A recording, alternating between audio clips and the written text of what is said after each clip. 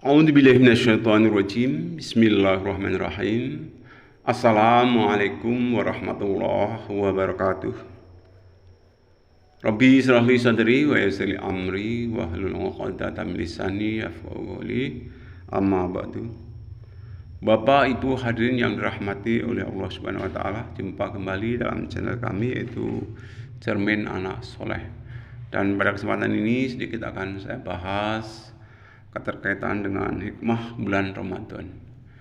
Hadirin yang dirahmati oleh Allah Subhanahu wa taala, tentunya nggak lupa kita mengucapkan syukur alhamdulillah atas izin Allah Subhanahu wa taala kita masih diberi kekuatan lahir batin ya, bisa mendengarkan suara saya ini ya, dalam keadaan sehat. Sholawat dan salam semoga tetap tercurah kepada junjungan Nabi kita Muhammad Sallallahu Alaihi Wasallam yang senantiasa kita nantikan syafaat ataupun pertolongannya di yaumil qiyamah nanti. Allahumma amin ya rabbal alamin. Hadirin yang dirahmati oleh Allah Subhanahu wa taala, Allah Subhanahu wa taala tegaskan di dalam kitab suci Al-Qur'an ya, yaitu di dalam surat Al-Baqarah, yaitu ayat yang ke-183 ya.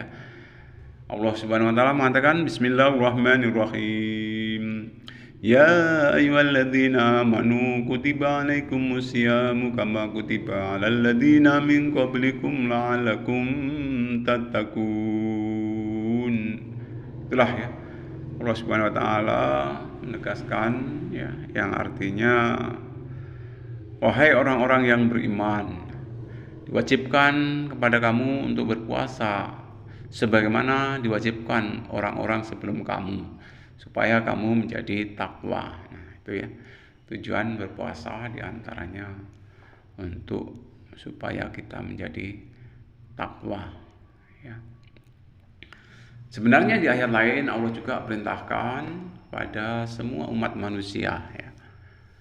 Di dalam surat Al-Baqarah ayat 21 ya. Bismillahirrahmanirrahim. Ya ayuhan nasu budu rabbakumul ladzi khalaqakum wal ladzina min qablikum la'alakum tattaqun. Ya. Hai sekalian manusia, ya, sembahlah Tuhanmu yang telah menciptakan kamu dan orang-orang sebelum kamu supaya kamu menjadi takwa. Nah, itu juga perintah Allah Subhanahu wa taala ya, yang tujuannya adalah supaya kita bertakwa ya. Jadi baik di dalam surat Al-Baqarah 183 maupun surat Al-Baqarah ayat 21 ya, itu intinya mengajak kita supaya kita ini menjadi orang yang takwa. Nah, keterkaitan dengan Ramadan ya. Ramadan itu bulan yang istimewa ya. Bulan yang penuh berkah, penuh rahmat, penuh ampunan dari Allah Subhanahu wa taala. Untuk itu jangan sampai dilewatkan begitu saja. Mari ya, kita isi ya, bulan yang penuh berkah, penuh mulia ya, penuh ampunan dari Allah Subhanahu wa taala ini kita manfaatkan dengan seoptimal mungkin ya. Karena banyak sekali ya, hikmah yang terkandung di dalam bulan Ramadan tersebut ya. Banyak sekali ya. Di antaranya hikmah yang terkandung di dalam bulan Ramadan tersebut ada sebuah hadis yang mengatakan, barang siapa senang dengan datangnya bulan Ramadan, maka jasadnya haram tersentuh api neraka. Nah ini ya, bulan Ramadan itu Masya Allah, barang siapa senang begitu saja ya, senang ya, jasadnya itu haram ya, haram tersentuh api neraka. Nah, dengan demikian insya Allah ya, siapa yang senang dengan datangnya bulan Ramadan, insya Allah akan masuk surga ya. Tapi juga dengan catatan khusus ya, catatan khusus di sini, siapa yang senang itu tentunya dibuktikan dengan bukti-bukti yang realita ya, bukti-bukti nyata ya. Siapa yang mencintai sesuatu, senang terhadap sesuatu itu dibuktikan dengan bukti-bukti yang nyata ya. Seperti halnya di bulan Ramadan tentunya Allah perintahkan tadi berpuasa, ya. Allah perintahkan supaya kita berpuasa, ya.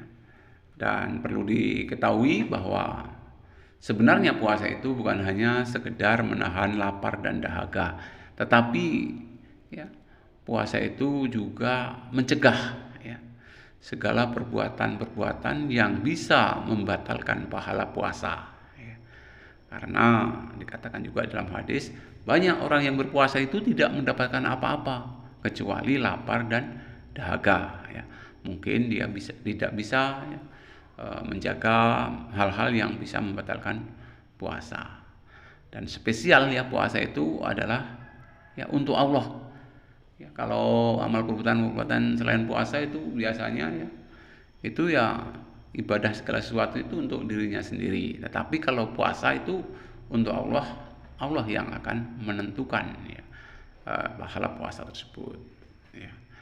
Hadirin yang dirahmati oleh Allah Subhanahu Wa Taala. Kalau pengen puasanya diterima ya tentunya bisa istilahnya itu menjaga hal-hal yang bisa membatalkan puasa maupun pahala puasa. Ya. Kalau yang membatalkan puasa ya biasanya adanya makan, adanya minum, nah itu bisa membatalkan puasa. Ya. Kalau yang membatalkan pahala puasa itu biasanya ya termasuk berbohong ya, kemudian adakan sumpah palsu ya. Mungkin juga sering mengadu domba ataupun gosip sana sini ya. Dan juga melihat barang-barang yang bisa membuat ya, ataupun menggairahkan nafsu birahi. Nah itu hal-hal yang bisa membatalkan pahala daripada puasa.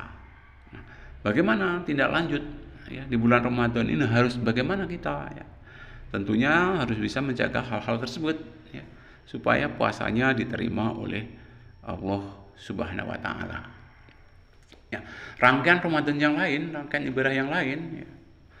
Di antaranya di bulan Ramadan ini kita harus memperbanyak ibadah. Ya. Nah selepas maghrib biasanya diadakan sholat tarawih. Mari ya kita laksanakan sholat tarawih dengan sebaik-baiknya. Ya. Jangan sampai ya, istilahnya itu kita tinggalkan. Kemudian biasanya juga diakhiri dengan witir. Nah, di bulan Ramadan juga ya, biasanya banyak sekali orang yang bersedekah. Ya. Karena apa ya? Pahalanya berlipat ganda. Ya. Bahkan ibadah sunnah, ya. Ibadah sunnah di bulan Ramadan ini, khususnya sholat itu sama dengan ya, nilai pahalanya sama dengan wajib ya, seperti di bulan-bulan selain Ramadan. Jadi ibadah sunnah aja mempunyai bonus yang nilai pahalanya itu wajib. Kemudian juga jangan lupakan itu sholat-sholat, misalnya sholat taubat ya kita laksanakan ya. Kemudian sholat tahajud juga ya kita laksanakan ya. Kemudian kita juga berbanyak istighfar, ya, berbanyak sedekah. Ya. Berikan itu orang yang berpuasa berbuka. Ya.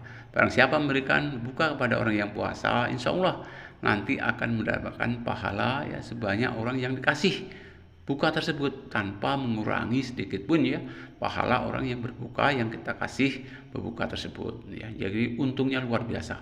Ya. Nah perlu catatan khusus ini ya di bulan Ramadan juga ya.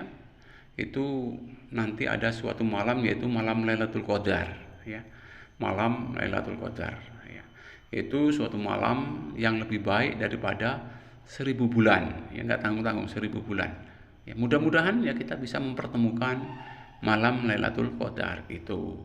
Nah, dan malam itu malam keberkahan ya, sampai terbit fajar. Mungkin itu saja yang dapat saya sampaikan. Saya akhiri bila hidayah. Assalamualaikum warahmatullahi wabarakatuh.